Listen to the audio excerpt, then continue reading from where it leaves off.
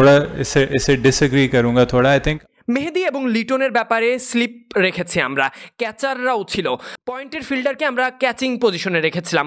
আমার মনে হয় না এটা ডিফেন্সিভ ছিল, তারা সেখানে অনেক শট খেলতে পারতো। এসব চিন্তাভাবনাই ছিল আমাদের। আসলে এখানে পেশাদার হিসেবে ক্রিকেট খেলে থাকি আমরা চাই পাকিস্তানের ক্রিকেট এগিয়ে যাক। লাল বলের ক্রিকেটে এগিয়ে যেতে হবে, লাল বলের ক্রিকেটে অনুশীলন করতে হবে। ম্যাথ পরীক্ষার সময় সায়েন্স পড়ে তো লাভ নেই, ম্যাথ পরীক্ষার আগে আপনাকে ম্যাথই পড়তে হবে। এটাই পেশাদার ব্যাপার। আমাদের ভাবতে হবে কিভাবে আমরা লাল বলের ক্রিকেটে আরও ভালো করতে পারি। কোনো অজুহাত দিতে চাই না আমরা হেরেছি, আমাদের দোষ আমরা মেনে নিচ্ছি। आप हर जगह फील्डर नहीं रख सकते, हमें अपने आप को देखना होगा हमने क्या गलतियां की और हमने काफ़ी गलतियां की हैं। ফিটনেসের ব্যাপারে মানসিক এবং শারীরিকভাবে 4-5 দিন খেলার মতো সামর্থ্য থাকতে হবে। এই সিরিজে দেখা গেছে আমাদের এখানে কাজ করতে হবে। আমি 10 বছর ধরে টেস্ট ক্রিকেট খেলে যা মনে করি, ক্রিকেটারদের ফিটনেস নিয়ে নিজেদের কাজ করে যেতে হবে। প্রথম ম্যাচে আমরা 4 পেসার খেলিয়েছিলাম, কারণ কাউকে যদি হারাতে হয় তাহলে 3 জন নিয়ে লড়াই চালানো যাবে। এখন দ্বিতীয় ম্যাচে 3 জন খেলিয়ে 2 ইনিংসে দুর্ভাগ্যজনকভাবে একজন পেসারকে আমরা পাইনি। বলিং ব্যাটিং ইউনিটে দ্বিতীয় ইনিংসে আমরা অনেক চাপে পড়ে গিয়েছিলাম। প্রতিবার প্রথম ইনিংসে দেখুন আমরা টসে হেরে ব্যাট করতে নেমেছি দুইবারই ভালো ব্যাট করলাম। প্রথম ম্যাচে 448 রান করলাম, দ্বিতীয় ম্যাচে 278 রান করেছি। তাদের 26 রানে 6 উইকেট পড়েছিল। এখানেই তো বোঝা যাচ্ছে পিচের প্রভাবটা। এরকম পিচে আমরা আগে ব্যাট করে 274 রান করেছি।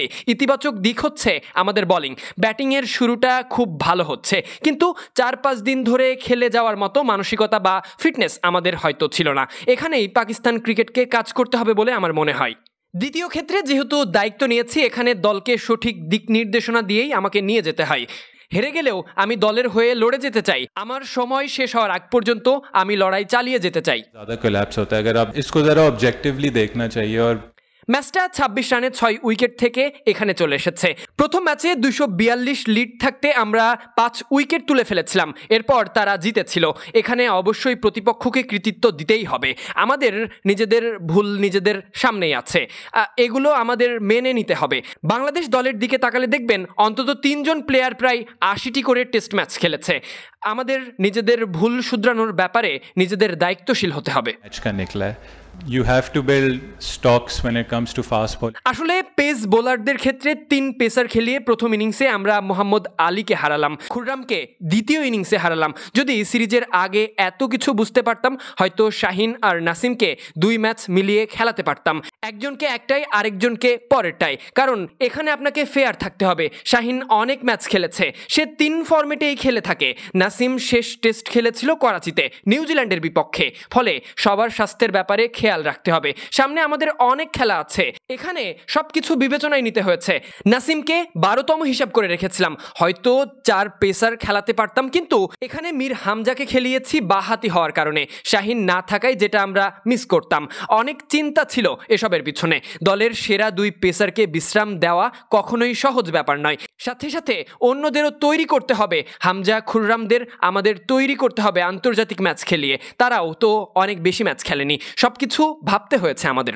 On the bowlers, but we chose to go with Mir Hamza. Test cricket जो है I think ultimate format है गेम का। আমরা ধারাবাহিক দেখে প্লেয়ার নির্বাচন করে থাকি, ব্যর্থ হলেও তার মাঝে মেনে নিতে হবে। যত বেশি প্লেয়ারদের সুযোগ দিবেন তারা তত বেশি ভালো হয়ে উঠবে। এখন ফর্ম দেখে মনে হচ্ছে হয়তো তারা ভালো করতে পারে। লাল বলের ক্রিকেটের সেশন না থাকা, খেলা না থাকা, ঘরোয়া ক্রিকেটে খেলা না থাকা, আপনি কিভাবে বুঝবেন এসে আপনি কিভাবে ধারাবাহিক পারফর্ম করবেন? যদি লাল বলের মৌসুম চলতো তখন আমরা এটা ভালোভাবে বলতে পারতাম প্রথম শ্রেণীর ক্রিকেটে কারা কারা ভালো করেছে। দেখেন जहाँ तक प्रोफेशन की बात है हम सब प्रोफेशनल हैं। আমরা সিরিজ জিততে পারিনি, এখানে আমাদের ব্যর্থতা। ক্রিকেটার হিসেবে আমাদের দায়িত্ব ছিল খেলে যাওয়া। টেস্ট দল হিসেবে আপনি কিভাবে এগোবেন, এখানে অনেক পরিবর্তন আনতে হবে। স্কোয়াড, প্লেইং কন্ডিশন, আরও অনেক জায়গায় পরিবর্তন আনতে হবে। কৌশলে পরিবর্তন আনতে হবে, হয়তো সময় লাগবে, মাঝে আবারও ব্যর্থ হতে পারি আমরা। তবে কৌশল পরিবর্তন এনে যদি দল সফল হয় তাহলে আগের ব্যর্থতা মেনেও নেওয়া যাবে। দলকে সামনের দিকে এগিয়ে নিয়ে যেতে হবে। पड़ेंगे तो कोशिश ये है कि हम मिल के रेड बॉल क्रिकेट कैसे पाकिस्तान की बेहतर कर सकते हैं। हार बिल्कुल एक्सेप्टेबल नहीं है। मैं পরিবর্তনের সাথে প্লেয়ারদের মানিয়ে নিতে হবে। নতুন কোচের অধীনে সিরিজ ছিল, আমরা চেষ্টা করছিলাম লাল বলের ক্রিকেটে কিভাবে আরো ভালো করতে পারি। টেস্ট ক্রিকেটের প্রক্রিয়া অনুযায়ী আমরা ভালো চেষ্টা করেছি, না হলে তো টেস্ট ক্রিকেটে ভালো করতে পারবো না। টেস্ট সিরিজের আগে লাল বলের ক্রিকেটারদের আমরা কিভাবে প্রস্তুত করব, কিভাবে ব্যাটাররা ব্যাট করবে, বোলাররা কি করবে। টেস্ট ক্রিকেট অনেক কঠিন একটা ব্যাপার। বাবর আজম অনেক রান করেছে, অনেক সময় 100-150 রান করেও খুশি হয় না। বাবর 3 ফরম্যাটে অনেক রান করেছে। প্রক্রিয়া ঠিক রাখতে হবে, তাহলে ভালো করা যাবে সামনে। আমার বাবরের প্রতি বিশ্বাস আছে, সে ভালো কাজ করে যাচ্ছে। যত দ্রুত সে ফিরে আসতে পারবে ততই পাকিস্তানের জন্য ভালো।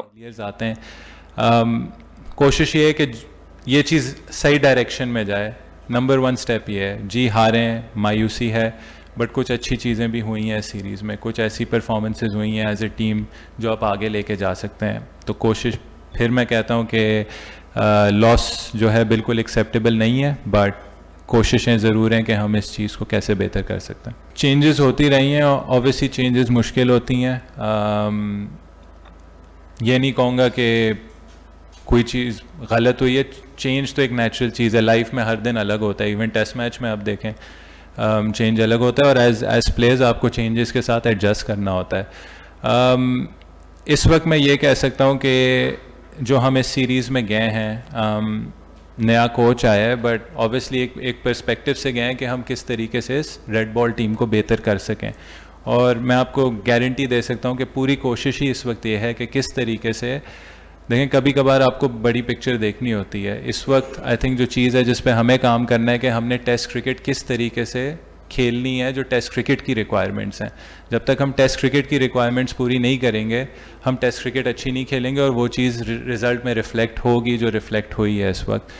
इस वक्त हमारी यही कोशिश होनी चाहिए कि आगे जो टेस्ट मैचेस आ रहे हैं, आगे जो टेस्ट सीज़न आ रहा है, हम अपनी रेड बॉल की टीम आगे कैसे बिल्ड कर सकते हैं, कैसे वो स्टॉक ऑफ बॉलर्स बिल्ड कर सकते हैं, कैसे बैट्समैन बिल्ड कर सकते हैं, कैसे आगे के प्लेयर्स बिल्ड कर सकते हैं, बट एज ए टीम हम किस तरीके से अपने आप को आगे लेके जा सकते हैं। क्योंकि देखें टेस्ट क्रिकेट टफ है, टेस्ट क्रिकेट में कोई भी आपको आसान टेस्ट मैच नहीं मिलेगा।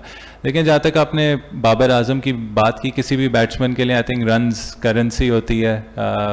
आई थिंक रन से मूड ऊपर नीचे होता है। आप किसी भी बैट्समैन से पूछें, वो जब 100 पे भी आउट होगा, 150 पे भी आउट होगा, वो कभी खुश नहीं होगा। तो आई थिंक बाबर आजम ने एज अ बैट्समैन इतने रन्स किए हैं अक्रॉस ऑल फॉर्मेट्स कि आई थिंक एक हैबिचुअल चीज़ थी। तो जब थोड़ा सा रट आता है, ऑब्वियसली आपके माइंड में प्ले करता है, बट आई थिंक बेस्ट चीज़ यही होगी कि आपका जो प्रोसेस है, आपकी जो मेन चीज़ है, देखें रन्स आप at the end of the day control नहीं कर सकते, बट जो आपकी प्रोसेस है, जो आपकी मेहनत है और जो आपकी सोच है, वो आप कंट्रोल कर सकते हैं। तो आई एम प्रिटी श्योर आप अगर देखते हैं सबसे ज़्यादा वही अपने गेम पे काम करता है। तो मैटर ऑफ टाइम होता है। अब वो टाइम जितना जल्दी आएगा उतना बेहतर होगा पाकिस्तान टीम के लिए। तो वही चीज़ है, किसी भी बैट्समैन के लिए रन्स एक बैट्समैन की सोच ऊपर नीचे ज़रूर कर सकता है।